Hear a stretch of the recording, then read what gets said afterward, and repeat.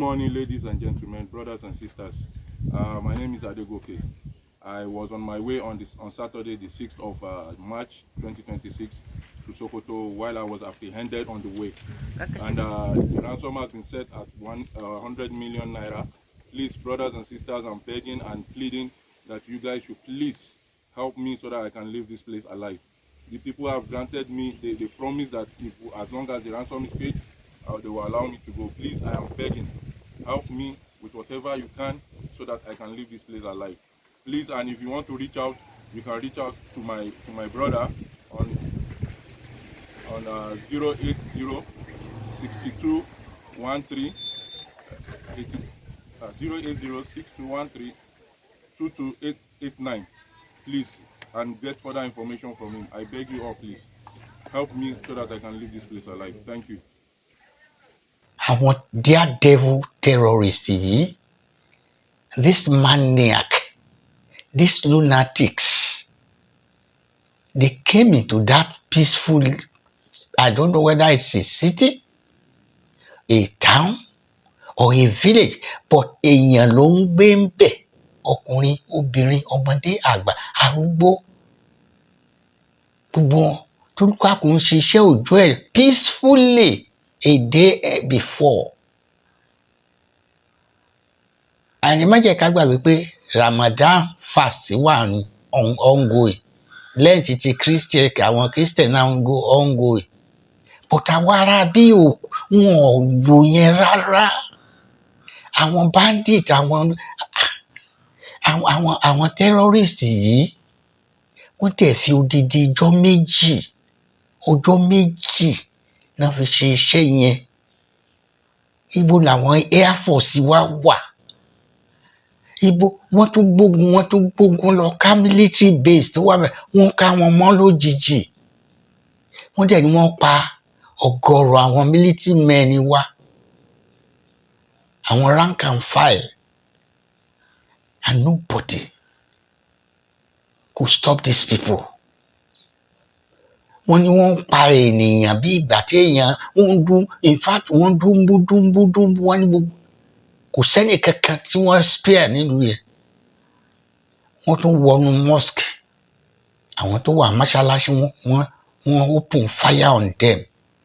Wọ́n mú chief imam, wọ́n dẹ̀ dùnbú ẹ̀, chief imam. Can you believe that these bandits who call themselves Muslims, they wage war, they are killing fellow Muslims? So, ẹ̀yin tẹ́ jẹ́ ọmọlẹ́yìn Kristi, táwọn arábí bá ń para wọn, èwo wá ní tiyín? Ẹ̀yin ò jẹ́ nǹkan kan. Ṣé wọ́n ti ń fún àwọn ìlú kan, àwọn Christian náà pé is either you convert to Muslim by all means or you are destroyed, and they mean it. Ẹ̀yin èèyàn mi, President Bola Ahmed Tinubu inclusive, ó kù 20 days, count down to the ultimate day of doom tí wọ́n predict tánà máa launch out in 28. Ó lè má tójọ́ yẹn o. Àwọn ilé wọn ò ná ní Ramadan, wọ́n kàn fi Ramadan àti gbogbo nǹkan bẹ́ẹ̀ bójú ni o. They can come out any day, anytime. Ṣé ti gbọ́? Mo fi pé ọ̀pọ̀lọpọ̀ wa ta ríran, ta létí, ta dẹ̀ gbọ́n, ti rí fídíò yẹn láti ọ̀dọ̀ Yorùbá World Center ńbàdàn. Èmi fúnra mi á tún ju fídíò yẹn síta lẹ́yìn tí n bá parí or before I post this message. I will do it simultaneously. So bá ti release fídíò yẹn, message recording náà tẹ̀lé. Just imagine, just a day before that time, kò sẹ́nìkẹ́ni tó gbọ́, no intelligence, no nothing. Nobody got winds of what this huge devastation, horrible event will take place the next day. Nobody. At the military, the Air Force is there, the Navy is there. Look at our military. Gallant, they have always been at the receiving end from the hand of these demons. These are not human beings. They are demons from the pit of hell. Wọ́n tẹ̀ pa sójà. Ṣé mẹ́pà àwọn military wa tán pa yìí? In hundreds, maybe in 50s or hundreds, nobody knows. Àwọn wọ̀nyí tán pa yìí, bàbá ẹnìkan mà ni wọ́n, ọmọ ẹnìkan mà ni wọ́n, ọkọ ẹnìkan mà ni wọ́n.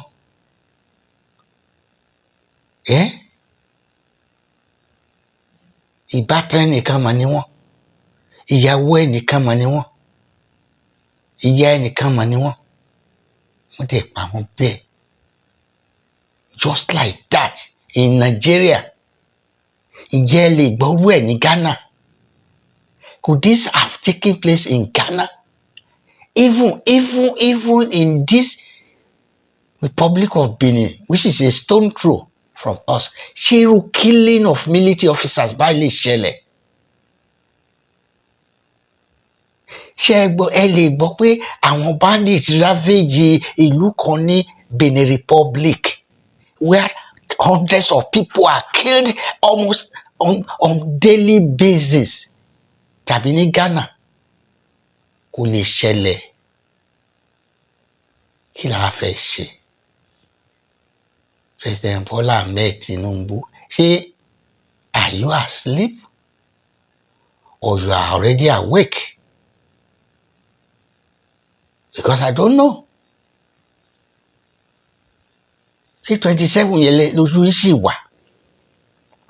Ṣé that is, ṣé ẹ sì believe pé 27 will be a reality with the irú signature tá à ń rí yìí? Ẹgbọ́n kan tó sọ, wọ́n láwọn ti àdé ẹ̀ mọ́ ìlú táwọn ti gbà. Ó mì pé wọ́n ti gba àwọn ìlú kan tí nobody is telling us. So this addition, wọ́n wá láwọn máa gba Borno State. Àwọn á wá bọ́ sí Abuja. And when they say it, nígbà tá a bá sọ pé àwí bẹ́ẹ̀ àṣẹ bẹ́ẹ̀ ni wọ́n, wí bẹ́ẹ̀ ṣe bẹ́ẹ̀, wọ́n á wí, wọ́n á dẹ̀ ṣe, and nothing will happen. Láti jẹjọ àbí láti last week, Tuesday, Wednesday last week, up till now, they are still there.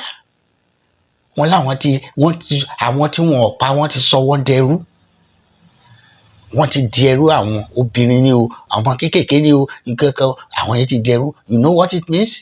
Wọ́n kàn máa bá àwọn obìnrin yẹn sùn bó ṣe wù wọ́n á máa fún wọn lóyún lọ rẹpẹtẹ.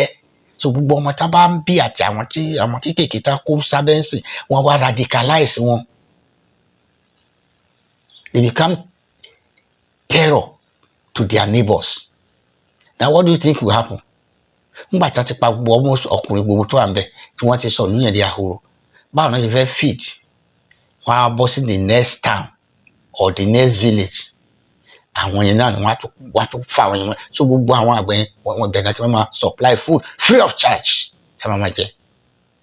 Anything they want, they just go to anywhere and do whatever they like. In a country, nílùú tó ní ọba, tó ní ìjòyè, tó ní president, tó ní senators, tó ní House of Rep members. And we kept quiet. Àwa ṣe bẹ́ẹ̀ bá ò gbọ́. Tí bá ṣe ọpẹ́lọpẹ́ Yorùbá World Center. How can we? Ìjà máa bọ́ lè báyìí. Wọ́n ní president sọ̀rọ̀. Àtàwọn ọmọ mélòó kan sọ̀rọ̀. Ṣé ọ̀rọ̀ yẹn tá a fẹ́ start sọ yìí, á wá jí àwọn ẹni tán ti pàdánù, tán ti waste life. A whole family perished. Families perished. Ṣé bá ṣe máa bá lọ rèé? Bó tiẹ̀ tó ń rò pé President Bola Ahmed Tinubu ẹ pín ìlú yìí, bọ̀ ṣé pínpín ṣá solve problem ṣá. Okay, look at it bí mi ṣe rò apin àgbà Yorùbá state àgbà Yorùbá nation Igbo gba tiẹ̀ Niger Delta gba tiẹ̀ Middle Belt gba tiwọn àwọn ará Borno Katsina Zamfara yẹn àwa fi wọ́n sílẹ̀ at the mercy so tí wọ́n bá create country fáwọn yẹn that country automatically belongs to the bandits. That country automatically will be taken over by Fulanis. That is it. Ṣé ẹ party the country ọ̀tọ̀ọ̀tọ̀? So who is going to save us? Who is going to save them? Èèyàn bí èmi làwọn èèyàn bí àwa náà ni wọ́n. Ṣé kò sí tá a lè ṣe ni? Donald Trump, you came to this country bravely. We thought that is the beginning. Ṣé Donald Trump, please help us eradicate these people. Ẹ bá wa gbá wọn kúrò ńlẹ̀ please. Bàbá tiẹ̀ máa pín. Èmi fa pípín yẹn the solution. Ṣùgbọ́n ẹ bá wa kó àwọn ẹni bí wọ́n kúrò ńlẹ̀. President Trump of America, please. Look at innocent children in their own city or town or village playing jejely. And this bastard came and operated for 2 solid days non-stop. Nobody, even military tó wà bẹ́ẹ̀ gan wọ́n tún devastate gbogbo bẹ́ẹ̀ pátápátá wọ́n jẹ wọ́n run.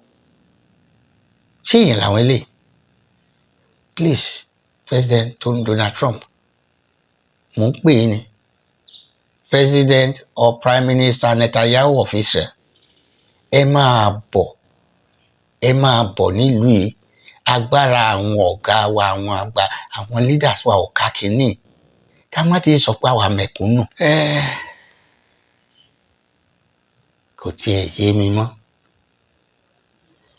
Now let me talk to again my own tribe, my own indigenous nationality, Yoruba people. Ẹ̀yin ọba, ẹ̀yin ìjòyè, ẹ̀yin ọ̀tọ̀kùnú ìlú, ẹ̀yin olówó, ẹ̀yin ọlọ́rọ̀, ẹ̀yin members of the House of National Assembly, ẹ̀yin gómìnà wa, ẹ rò pé kò lè débí àbí? Wọ́n ní mọ̀kànmọ̀kàn ló yẹ kàn.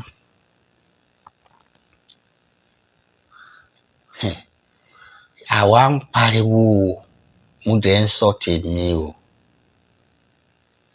Ẹ̀yin èèyàn mi ẹ jọ̀ọ́, like I said earlier, the countdown has begun.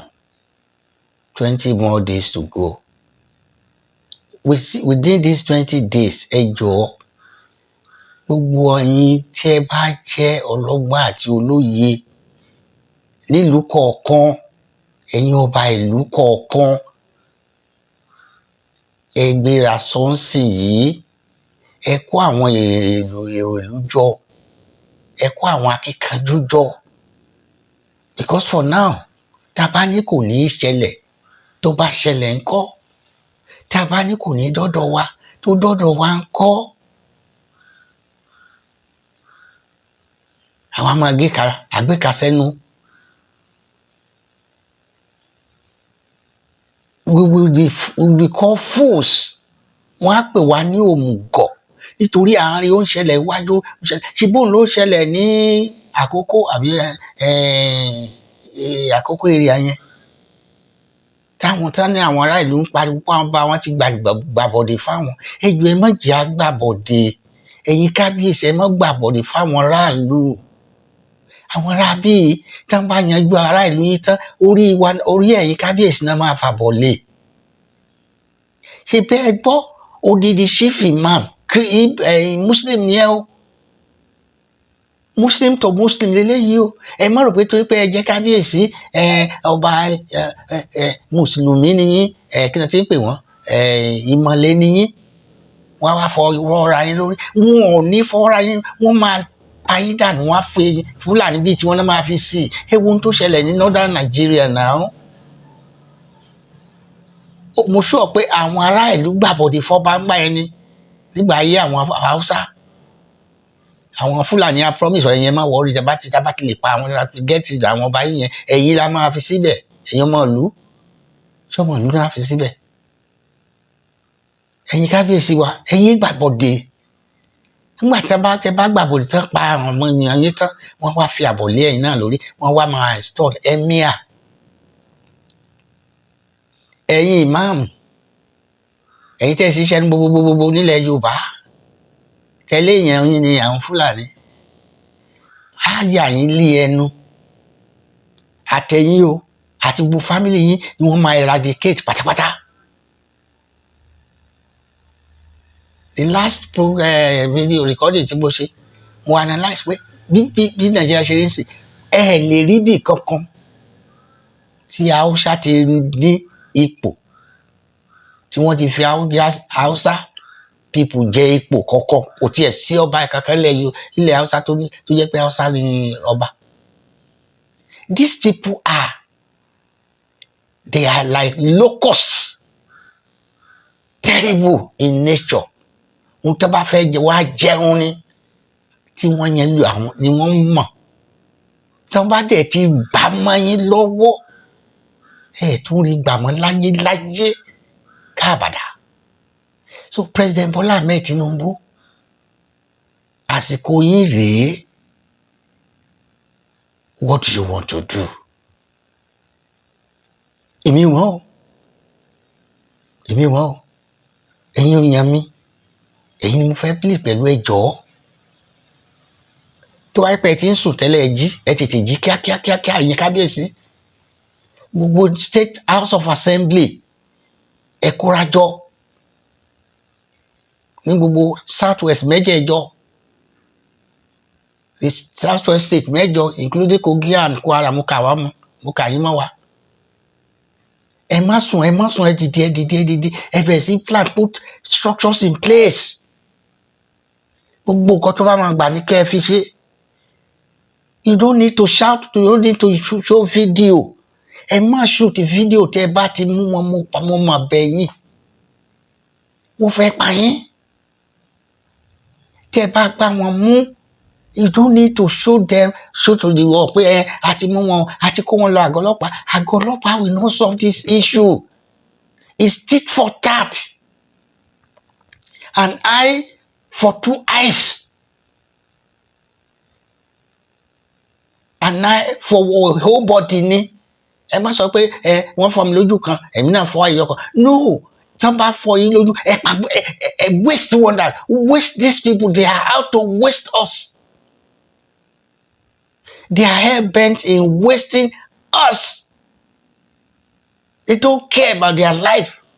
Mo tiẹ̀ gbọ́ lẹ́nu jẹ́ mẹ́ta ẹ̀ lánàá bí jẹta tí MS bàbá ń sọ pé nínú Quran wípé wọ́n sọ pé nígbà Ramadan, irú Ramadan tá ń ṣe, wípé Allah ó ti gbé Satan, ó ti dé pa lọ́wọ́ lẹ́sẹ̀.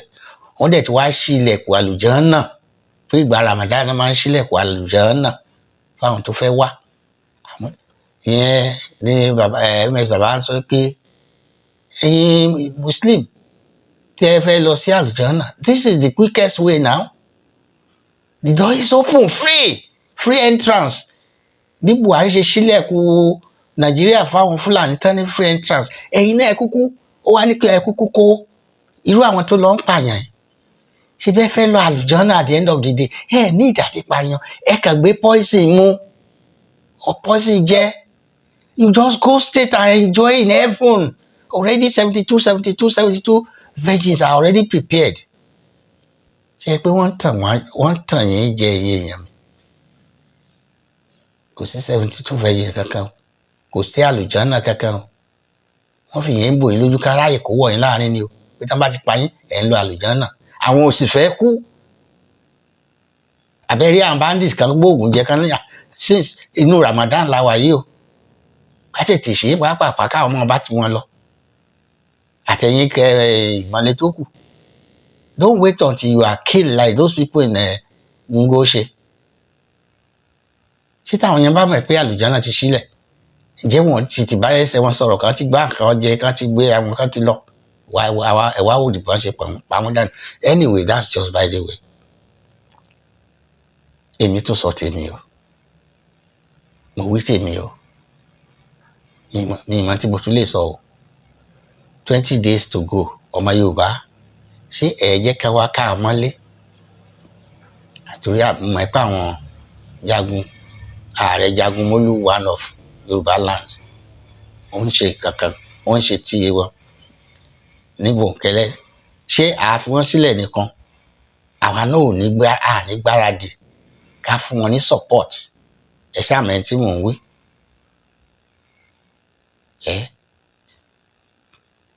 Kò jù bẹ́ẹ̀ lọ. Ẹ ṣé.